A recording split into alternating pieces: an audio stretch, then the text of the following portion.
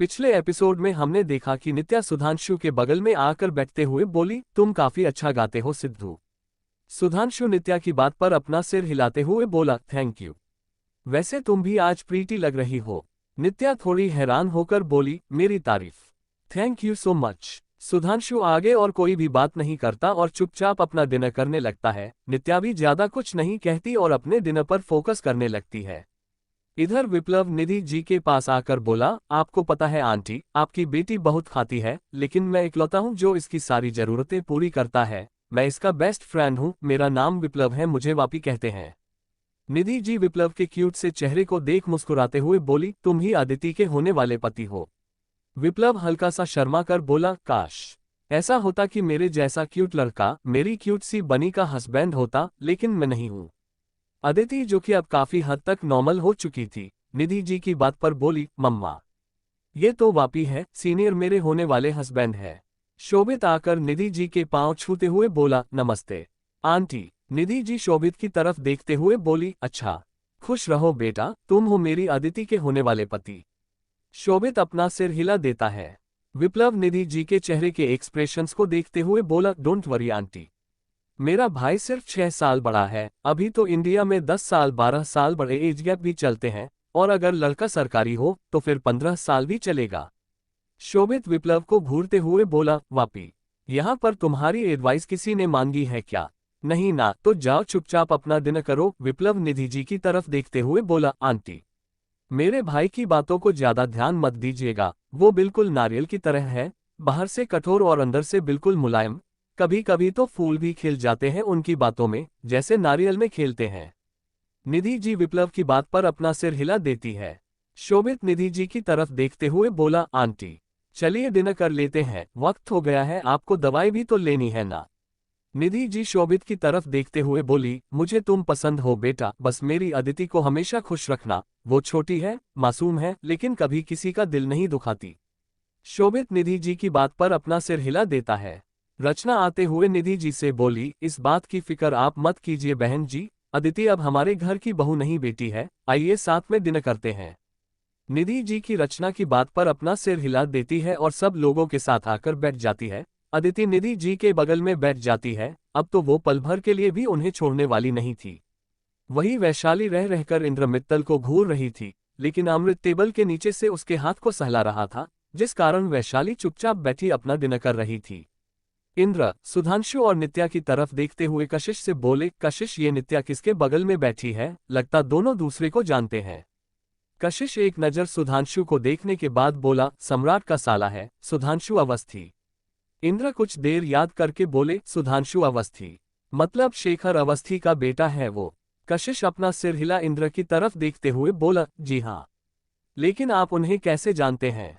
इंद्र अपने चेहरे पर बिना कोई रिएक्शन लिए मुस्कुराते हुए बोला, हमारी बहुत पुराने पार्टनर थे वो, लेकिन बीच में उनके प्रोडक्ट में कुछ खराबी आने लगी, जिस कारण उनका सारा बिजनेस जमीन पर आ गया। कशिश इंद्र की बात पर बोला, लेकिन मैंने सुना था कि ओबरॉय फैमिली ने ऐसा किया था उनके साथ, और आप कह रहे हो कि मित्तल इंडस्ट्रीज से भी उनका लेना देना था। इंद्र कशिश को देखते हुए बोले, अभी हम डिनर कर रहे हैं कशिश, घर चलकर बात करेंगे। कशिश इंद्र मित्तल की बात पर आगे और कोई सवाल नहीं करता और अपना सिर हिला देता है। वैशाली खाते खाते खांसने लगती है तो सब लोगों का ध्यान उस पर चला जाता है। इंद्र अब जाकर वैशाली को नोटिस करता है। वैशाली को देखते ही इंद्र की आंखें हैरानी से बड़ी हो जाती हैं। अमृत वैशाली को पानी पिलाते हुए बोला, आराम से खाओ। वैशाली अमृत की बात पर पानी पीकर आराम से अपना डिनर करते हुए इंद्र की तरफ घूर कर देखती है तो इंद्र को ऐसा महसूस होता है जैसे वैशाली उसके गले को दबा रही हो। इंद्र को काफी घबराहट महसूस होने लगती है। काव्या इंद्र के चेहरे को नोटिस कर रही थी, अब उसे भी थोड़ा थोड़ा डाउट हो रहा था कि कुछ ना कुछ तो गलत है। कशिश काव्या को इंद्र को देखता हुआ पाकर बोला, तुम इस तरीके से उन्हें क्यों घूर रही हो, कभी देखा नहीं है क्या? काव्या कशिश की बात पर कोई जवाब नहीं देती, बस चुपचाप अपना डिनर करने लगती है। कुछ देर बाद उन लोगों का खाना पीना खत्म होता है। सारे मेहमान लगभग जा चुके थे। विप्लव सारे दोस्त को गुड बाय कहने के लिए बाहर आता है। बॉबी शुभ के सीने से लगी सो चुकी थी और शुभ उसे संभाल रहा था। विप्लव कुणाल की तरफ देखते हुए बोला, थैंक यू पार्टी में आने के लिए, और मैं तुम लोगों को ड्रॉप कर देता हूँ। कुणाल विप्लव की बात पर मुस्कुराकर बोला, नहीं। नहीं, हम अपने गाड़ी में चले जाएंगे और पार्टी काफी अच्छी थी, गुड नाइट, कल यूनिवर्सिटी में मिलते हैं। विप्लव कुणाल की बात पर ज्यादा कुछ नहीं कहता और एक नज़र बॉबी को देखने के बाद अपना सिर हिला देता है और वो सभी अपने घर के लिए निकल जाते हैं। सुधांशु सोना के कहने के बावजूद ओबरॉय विला में नहीं रुका था, बल्कि रिया और आरू को लेकर निकल गया था। विप्लव एक गहरी सांस लेकर विला के अंदर आता है। मित्तल फैमिली अपने घर के लिए निकल चुकी थी, राजीव, डेविड भी अपने घर के लिए निकल चुके थे। भारद्वाज फैमिली बस वहां पर रुकी हुई थी क्योंकि वो अगली सुबह जाने वाले थे। विप्लव उछलते हुए अनमोल के कमरे में जाकर रुकता है। अनमोल, जो कि एक बुक निकालकर पढ़ रहा था, दरवाजा खुलने की आवाज पर उस तरफ देखता है। अनमोल विप्लव को देखकर अपनी एक आईब्रो ऊपर करके बोला, तुम कंगारू की तरह उछल कूद क्यों कर रहे हो? रात काफी हो गई है, जाकर सो जाओ। विप्लव अनमोल की बेड पर बैठते हुए बोला, 1 महीने बाद हम लोगों का सेमेस्टर एग्जाम है। अनमोल अपनी आंखें छोटी करके बोला, तो इसमें मैं क्या करूं? विप्लव अनमोल के पैर को दबाते हुए बोला, आप बहुत कुछ कर सकते हो, मुझ पर थोड़ी सी कृपा दृष्टि दिखा दो ना। अनमोल आराम से बिस्तर पर लेटते हुए बोला, ठीक से दबाओ। विप्लव अच्छे से अनमोल के पांव को दबाते हुए बोला, मैं जो कह रहा हूं कर दो ना प्लीज भाई। ये कहते हुए विप्लव पप्पी फेस बनता है। अनमोल विप्लव की बात पर अपनी एक आईब्रो ऊपर करके बोला, तुम चाहते हो कि मैं तुम्हारी चीटिंग करने में मदद करूं? ठीक कहा ना? विप्लव अपनी गर्दन नहीं में हिलाते हुए बोला, आप गलत कह रहे हो, फेल हो जाऊंगा लेकिन चीटिंग नहीं करूंगा। हाँ, लेकिन आप कॉलेज में एग्जाम के वक्त थोड़ी मदद कर दो तो अलग मैटर होगा, या फिर मुझे कुछ ऐसे क्वेश्चन बता दो जो 100% एग्जाम में आ सकते हैं। अनमोल विप्लव को घूरते हुए बोला, अगर मैं इस बारे में बुआ को बता दूं तो? विप्लव कुछ देर अपनी आंखें रोल करने के बाद मुस्कुराते हुए बोला, आप ऐसा नहीं करोगे वरना मैं आपका पोल खोल दूंगा। अनमोल कंफ्यूज होकर बोला, व्हाट? क्या खोल दोगे? विप्लव तिरछी मुस्कान के साथ बोला, आपने मेरी रिया को किस किया था ना, मैं इस बात को मामू और मामी को बता दूंगा। अनमोल अपनी आंखें बड़ी करके बोला, what the heck you little brat, you blackmailing me, तुम्हारी हिम्मत कैसे हुई? विप्लव अनमोल के पैर को झटक कर बोला, मैं ऐसा ही हूं, गाली देना बंद कीजिए वरना मैं अभी जाकर मामू को बता दूंगा। अनमोल विप्लव को रोकते हुए बोला, okay okay fine, I want to teach you, लेकिन ये बात डैड और मॉम को पता नहीं चलनी चाहिए। विप्लव अपनी एक आईब्रो ऊपर करके बोला, कौन सी पढ़ा रहे हो, ये या फिर रिया की किस वाली? अनमोल अपने दांत पीसते हुए बोला, रिया की किस वाली? विप्लव अपने शर्ट के कॉलर चढ़ाकर बोला, आप भी क्या याद रखोगे? ठीक है, मैं कुछ नहीं बताऊंगा, वेल गुड नाइट ब्रो। इतना कहकर विप्लव मजे के साथ झूलते घूमते हुए अपने कमरे की तरफ चला जाता है।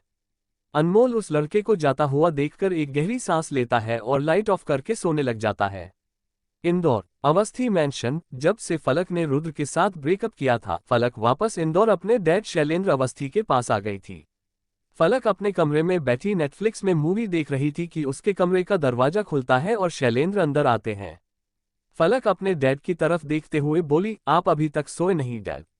शैलेंद्र आकर फलक के बिस्तर पर बैठते हुए बोले, मैंने देखा मेरी बेटी कुछ ज्यादा ही उदास है आजकल, क्या हो गया मेरी राजकुमारी को? क्या वो अभी भी डैड से नाराज है? फलक लैपटॉप बंद करके शैलेंद्र जी के पैरों पर अपना सर रखते हुए बोली, डैड, आप मॉम से बहुत प्यार करते थे ना? फलक के अचानक सवाल पर शैलेंद्र जी के हाथ जो फलक के बालों में जा रहे थे रुक जाते हैं, लेकिन वो हल्का मुस्कुराकर फलक के सर को सहलाते हुए कहते हैं, ये भी कोई सवाल है बेटा? फलक अपनी नजरें उठा शैलेंद्र को देखते हुए बोली, तो फिर मॉम हमें छोड़कर क्यों चली गई डैड? क्या मैं उन्हें पसंद नहीं थी? शैलेंद्र फलक के सर को सहलाते हुए बोले, और मेरे पास इस सवाल का जवाब होता तो मैं तुम्हें जरूर देता, मुझे नहीं पता तुम्हारी माँ कहाँ है। फलक शैलेंद्र जी के चेहरे को देखते हुए बोली, डैड, कुछ ऐसा है आपकी जिंदगी में जो आप मुझे नहीं बताना चाहते? अगर है तो बता दीजिए, कहीं किसी और से मुझे पता चला तो टूटकर बिखर ना जाऊं। फलक की बात सुनकर शैलेंद्र उसकी तरफ देखने लगता है तो फलक शैलेंद्र की नज़र खुद पर महसूस करते हुए बोली, डैड मैं मजाक नहीं कर रही। शैलेंद्र फलक के बालों पर हाथ फेरते हुए बोले, एक बात है जो मैंने तुमसे छुपाई है। फलक अपनी मुट्ठी कसकर बंद कर बोली, कौन सी बात? शैलेंद्र मुस्कुराते हुए बोले, यही कि हमारी राजकुमारी बहुत बड़ी हो गई है, बातों को समझने लगी है और हम अपनी राजकुमारी से बहुत प्यार करते हैं। फलक शैलेंद्र की बात पर मुस्कुराते हुए बोली, मैं भी आपसे बहुत प्यार करती हूँ डैड। शैलेंद्र फलक के बालों का मसाज देते हुए बोले, मुंबई में सब कैसा रहा सोना सुधांशु? भाई साहब सब ठीक तो थे ना? फलक उठकर बैठ जाती है। अचानक फलक के उठने से शैलेंद्र हल्का चौंक जाते हैं और उसकी तरफ देखने लगते हैं और अचानक फलक खुश होते हुए कहती है, आपको नहीं पता डैड, मुंबई में सब इतना औसम है ना कि मेरा मन कर रहा था कि मैं वहीं बस कर रह जाऊं।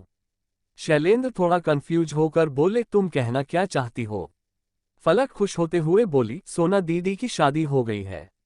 शैलेंद्र हैरान होते हुए बोले, क्या सोना की शादी हो गई है और भाई साहब ने इस बारे में मुझे बताया भी नहीं? फलक ठीक से बैठते हुए बोली, आपने ओबरॉय इंडस्ट्री सुनी है ना अभी, जो मुंबई की सबसे टॉप इंडस्ट्री है? शैलेंद्र अपना सिर हिलाते हुए बोले, उस बारे में कौन नहीं जानता, उनके बारे में तो पूरी इंडिया जानती है, क्या हो गया उन लोगों को? फलक मुस्कुराते हुए बोली, ओबरॉय इंडस्ट्रीज कॉरपोरेशन के सीईओ सम्राट ओबरॉय के साथ सोना दीदी की शादी हुई है। फलक की बात सुनकर शैलेंद्र को ऐसा महसूस होता है जैसे किसी ने उसके सिर पर बम फोड़ दिया हो। फलक खुद में ही मुस्कुराते हुए बोली, आपको पता है जीजू बहुत प्यार करते हैं सोना दीदी से, और मेरी मुलाकात भी हो चुकी है उनसे, और जीजू सभी से बहुत प्यार करते हैं, लेकिन दिखाते नहीं है। शैलेंद्र अपने इमोशंस को कंट्रोल करते हुए बोले, क्या तुम विक्रम भाटिया से मिली हो? फलक कुछ याद करते हुए बोली, ये तो वही है ना जिसे आपने मेरे लिए चूज किया था। मैं उससे मिली तो नहीं हूं, लेकिन ओबरॉय फैमिली के एकेडमी ओपनिंग में मैंने उसे देखा था। शैलेंद्र अपनी एक आईब्रो ऊपर करके बोले, मतलब तुम उनके फैमिली फंक्शन में भी शामिल हो चुकी हो? फलक अजीब नजरों से शैलेंद्र को देखते हुए बोली, डैड हम सब फैमिली हैं, रादर आप तो उनके ससुर होगे और हम भी इनवाइटेड रहेंगे उनके हर एक फैमिली फंक्शन में। शैलेंद्र फलक की सारी बात सुनकर बोले, चलो रात काफी हो गई है, तुम सो जाओ, मुझे भी नींद आ रही है। फलक शैलेंद्र की बात पर ज्यादा जिद नहीं करती और अपना सिर हिला देती है। शैलेंद्र उसे कंबल ठीक से उड़ा देते हैं और लाइट ऑफ कर अपने कमरे की तरफ आ जाते हैं। मित्तल मैंशन, मुंबई। इंद्र और रागिनी एक दूसरे में खोए हुए थे कि फोन बजने लगता है। रागिनी इरिटेट होकर फोन की तरफ देखते हुए इंद्र से बोली, आप फोन को स्विच ऑफ करके क्यों नहीं रखते, रात को हमेशा मूड खराब कर देता है। इंद्र रागिनी के होठों पर पैक देकर बोला, सो जाओ, कोई जरूरी काम होगा। इतना कहकर वो बाथरोब पहनते हुए फोन लेकर बालकनी की तरफ चला जाता है। रागिनी बस इंद्र के पीठ को घूरती रह जाती है। इंद्र कॉल अटेंड करते हुए बोला, इतने वक्त बाद मिस्टर अवस्थी को मेरी याद कैसे आ गई? शैलेंद्र गुस्से में चिल्ला कर बोले, तुम मेरे साथ गेम प्लान कर रहे हो इंद्र मित्तल, भूलना मत अगर पैसे और जायदाद के लिए मैं अपनों को रास्ते पर ला सकता हूं तो तुम्हारी क्या हालत कर सकता हूं।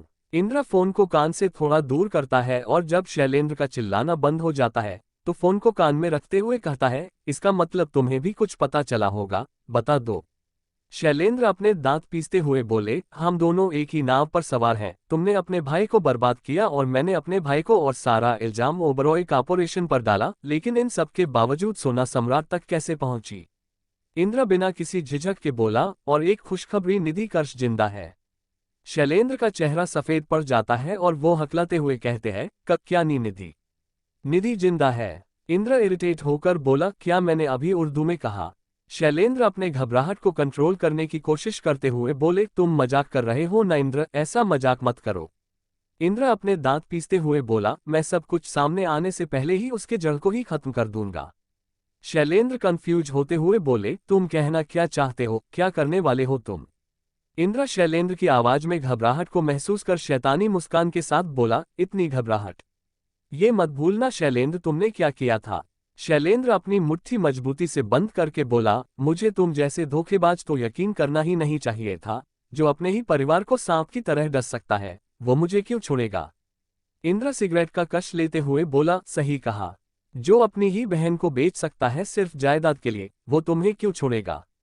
शैलेंद्र एक गहरी सांस लेकर बोले, उस वक्त हालात गलत थे, मैंने तुम्हारी मदद की, लेकिन अब मैं इन सब में नहीं पड़ना चाहता, मैं अपनी बेटी से बहुत प्यार करता हूं।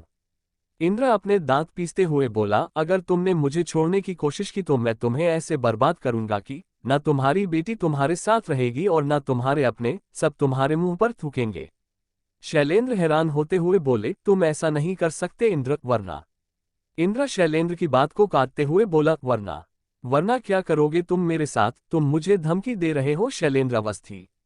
शैलेंद्र कुछ देर चुप रहकर बोले, निधि कहाँ है? इंद्र तिरछी मुस्कान के साथ बोला, चाहे हालात कैसे भी हो, पहली मोहब्बत को तो कोई नहीं भूलता। शैलेंद्र अपने दांत पीसते हुए बोले, मजाक करना बंद करो, मैंने पूछा निधि कहाँ है? जिसके जवाब में इंद्र बोला, ओबरॉय विला में है। शैलेंद्र फिर से हैरान होते हुए बोले, ओबरॉय विला में, वो वहां क्या कर रही है? इंद्र हंसते हुए बोला, हाँ हाँ हाँ, एक और खुशखबरी है तुम्हारे लिए इंद्र अवस्थी। शैलेंद्र अपने माथे पर आए पसीने को रुमाल से साफ करते हुए बोले, क्या क्या? इंद्र चुप होकर सीरियस आवाज में बोला, निधि की एक बेटी है, बहुत खूबसूरत है। शैलेंद्र की आंखें हैरानी से बड़ी हो जाती है और वो अपने मुंह में आया थूक निगलते हुए कहते हैं, मेरी बेटी। इंद्र बोरियत में बोला, अगर तुम्हारे साथ होती तो तुम्हारी बेटी होती ना, लेकिन वो तो किसी बंसल की वाइफ हो गई है, तो वो लड़की उस बंसल की बेटी हुई, चाहे खून तुम्हारा ही क्यों ना हो। शैलेंद्र गुस्से में चिल्लाकर बोले, किसी के कहने से ये नहीं होता, वो मेरी बेटी है। इंद्र तिरछी मुस्कान के साथ बोला, तुम में इतनी ताकत है कि तुम उसे सबके सामने ये कह सको कि ओबरॉय परिवार की होने वाली दूसरी बहू तुम्हारी बेटी है। शैलेंद्र 2 मिनट रुककर बोले, मेरी बेटी ओबरॉय परिवार की होने वाली बहू है। इंद्र अपना सिर हिलाते हुए बोला, बिल्कुल सही सुना तुमने, और आज वही की पार्टी से आ रहा हूं मैं। आज उन दोनों की सगाई थी, 19 साल की है, लेकिन बिल्कुल कश्मीरी सेब की तरह खूबसूरत है, अदिति नाम है उसका। शैलेंद्र अपने दांत पीसते हुए गुस्से से बोला, अपनी घटिया नजर मेरी बच्ची से दूर रखना, वरना मैं तुम्हें देखने लायक नहीं छोड़ूंगा इंद्र मित्तल। इंद्र तिरछी मुस्कान के साथ बोला, अभी तो पता भी नहीं है कि वो तुम्हारी औलाद है भी या फिर नहीं, और इतनी जलन बिल्कुल सही शैलेंद्र। शैलेंद्र एक गहरी सांस लेकर बोले, तुम इन सब में कुछ मत करना, कोई मामला बाहर ही नहीं आएगा। इंद्र अपने दांत पीसकर बोला, सही कहा तुमने, कोई मामला बाहर आता ही नहीं, लेकिन मेरे उस बेवकूफ भतीजे ने सब कुछ खराब कर दिया, उस राजेंद्र ओबरॉय की बेटी से शादी कर लिया। शैलेंद्र इरिटेट होकर बोले, तुम्हें सब कुछ पता है तो तुमने मुझे कुछ बताया क्यों नहीं? क्या सब कुछ सामने आने के बाद मुझे बताने वाले थे, और तुम इतने रिलैक्स कैसे हो सकते हो इंद्र? इंद्र तिरछी मुस्कान के साथ बोला, विक्रम भाटिया भी ओबरॉय परिवार में है, बेहतर होगा कि तुम कुछ वक्त के लिए मुंबई आ जाओ। शैलेंद्र एक गहरी सांस लेकर बोले, तुम सही कह रहे हो, मुझे मुंबई आना ही होगा, अब सीधा वहीं आकर बात होगी, रख रहा हूं। इतना कहकर शैलेंद्र कॉल कट कर देते हैं। शैलेंद्र के कॉल कट करने के बाद इंद्र सिगरेट का कश लेते हुए वैशाली को याद करते हुए बोला, तुम्हारा चेहरा और तुम्हारा एटीट्यूड बिल्कुल उसकी तरह है, लेकिन तुम हो कौन और मुझे इस तरीके से घूर क्यों रही थी? ये सोचते हुए इंद्र सिगरेट को अस्ट्रे में बुझा देता है और कमरे की तरफ आ जाता है। अगली सुबह ओबरॉय विला, सम्राट का कमरा। सोना सम्राट के शर्ट में सम्राट के सीने से लगी सो रही थी, उसके गले पर काफी सारी हीकीज नजर आ रही थी। सोना करवट बदलकर सम्राट से दूर जाने लगती है, जिस पर सम्राट उसके कमर को मजबूती से पकड़ अपने सीने से उसे लगा लेता है। सोना इतनी गहरी नींद में थी कि उसे सम्राट की छूने से भी कोई फर्क नहीं पड़ रहा था। सम्राट सोना के गले में आए निशानों को देखते हुए हल्का सा सोना के पास उसके निशानों पर किस करने लगता है। सोना नींद में अपने शरीर पर हलचल महसूस कर अपनी आंखें खोलकर सम्राट की तरफ देखते हुए बोली, क्या हुआ? सम्राट तुरंत सोना के ऊपर आ जाता है। सोना तो अपनी आंखें बड़ी कर सम्राट की तरफ देखने लगती है, जिस पर सम्राट झुककर सोना के गले पर किस करते हुए कहता है, मॉर्निंग एक्सरसाइज आज मुझे इसी तरह करना है। सोना सम्राट के सीने पर हाथ रखती है तो सम्राट सोना के दोनों हाथों को पकड़कर सिर के ऊपर कर उसके शर्ट के बटन को खोलते हुए कहता है, कोई एक्सक्यूज नहीं चलेगा माय डियर वाइफ। इतना कहकर सम्राट सोना के पहने शर्ट को निकालकर फेंक देता है और ब्लैंकेट एक दूसरे के ऊपर कवर कर सोना को किस करना शुरू कर देता है। सम्राट सोना को अपनी बाहों में उठाकर वॉशरूम से बाहर आता है और सोना को बिस्तर पर बैठाते हुए कहता है, मैंने इतना भी परेशान नहीं किया। सोना बाथरोब को हल्का सा सरका कर अपने गले को दिखाते हुए बोली, इसे परेशान करना नहीं कहते तो आपकी भाषा में क्या कहते हैं? सम्राट तिरछा मुस्कुराकर सोना के चेहरे के पास आकर बोला, इसे तुम्हारे बोल्ड हस्बैंड की लैंग्वेज में लव बाइट्स कहते हैं, जो तुम्हारे हस्बैंड को बहुत पसंद है। सोना के गाल लाल हो जाते हैं, जिन्हें देखते हुए सम्राट कहता है, तुम्हारा चेहरा इतना लाल क्यों हो रहा है सोना? क्या तुम्हें शर्म आ रही है या फिर तुम ब्लश कर रही हो? सम्राट की बात पर सोना उसके सीने पर मारते हुए बोली, आप दिन ब दिन बदमाश होते जा रहे हो। सम्राट सोना के दोनों हाथों को पकड़कर उसे बिस्तर पर दबाते हुए बोला, माय डियर वाइफ, शादीशुदा जिंदगी में किसी एक को तो रोमांटिक होना चाहिए ना? तुम तो शर्म के पर्दे में इस तरह से लिपटी हुई हो कि तुम्हें रोमांटिक का आर भी नहीं आता, और अगर ऐसा ही रहा तो हो गया सम्राट का बेड़ा पार। सोना अपनी आंखें छोटी करके बोली, आप मुझे अनरोमांटिक का टाइटल दे रहे हो? सम्राट अपनी गर्दन हिलाते हुए बोला, तुम्हें कोई शक है? सोना कुछ देर सोचकर बोली, हाँ हाँ, इसीलिए तो सारी लड़कियां आपके पीछे पड़ी रहती है, सबको रोमांटिक होने का पाठ जो पढ़ाते रहते हो। सम्राट अपनी एक आईब्रो ऊपर करके बोला, तुम टॉपिक कहीं और लेकर जा रही हो सोना, इसमें बाकी लड़कियों का कहां से रोल आ गया। सोना अपना घुटना उठाकर सम्राट के पेट पर मरती है तो सम्राट सोना के बगल में बेड पर लेट जाता है और अपने पेट को सहलाते हुए करहाने लगता है। सोना तिरछी नजर से सम्राट को देखते हुए बोली, नाटक करना बंद कीजिए, मैंने इतना भी जोर से नहीं मारा, आप तो वापिस से भी ज्यादा गए गुजरे हो। बेचारा बेवजह बदमाश के टाइटल से फेमस हो गया है, आपको रखना चाहिए था महाबदमाश। सम्राट सोना को कमर से पकड़कर बोला, कुछ देर पहले तो तुम चलने की हालत में नहीं थी और अब सीधा अपने पति को मार रही हो, तुम्हें शर्म नहीं आ रही। सोना बेचारा सा चेहरा बनाकर सम्राट को देखते हुए बोली, प्लीज मुझे छोड़ दीजिए। सम्राट सोना के निचले होंठ को हल्का सा बाइट करके बोला, तुम मेरा नाम ले सकती हो। सोना अपना सिर हिलाते हुए बोली, लेकिन मुझे आपको नाम से पुकारना पसंद नहीं है। सम्राट सोना को ड्रेसिंग टेबल पर बैठाकर हेयर ड्रायर से बाल सुखाते हुए बोला, माय डियर वाइफ, सम्राट ओबरॉय की ये प्यारी सी साइड सिर्फ तुम्हारे लिए है, इसका अच्छे से फायदा उठाओ। सोना शीशे में सम्राट को देखते हुए बोली, कितनी मुश्किल से मुझे ये सम्राट मिला है। सम्राट सोना के कान में हल्का सा किस करके बोला, तो क्या तुम सभी के साथ बांटना चाहती हो मुझे। सोना मुंह बनाते हुए बोली, आप हमेशा बकवास ही करते हो घूम फिर कर। सम्राट अपनी आंखें छोटी करके बोला, सम्राट ओबरॉय कभी बकवास नहीं करता, वो हमेशा डायरेक्ट बात करता है। सोना अपना सर उठा सम्राट की तरफ देखते हुए बोली, हम सभी कर्नाटक कब जा रहे हैं। सोना ने अभी सवाल किया ही था कि कमरे का दरवाजा कोई खटखटाता है। सम्राट खुन्नस भरी नजर से दरवाजे की तरफ देखते हुए सोना से बोला, मैं तुम्हें बता रहा हूं ना, सुबह सुबह तुम्हारी जो मुंह बोली बहन है ना, वही हम दोनों के रोमांस के बीच में कबाब में हड्डी बनती है। सोना ड्रेसिंग टेबल से उठकर क्लोजेट की तरफ जाते हुए बोली, अब बुराई करना बंद कीजिए और जाकर दरवाजा खोलिए। इतना कहकर सोना क्लोजेट रूम की तरफ चली जाती है। अब आगे की कहानी सुनने के लिए बने रहिए माय क्रूल डेविल हस्बैंड कहानी पर।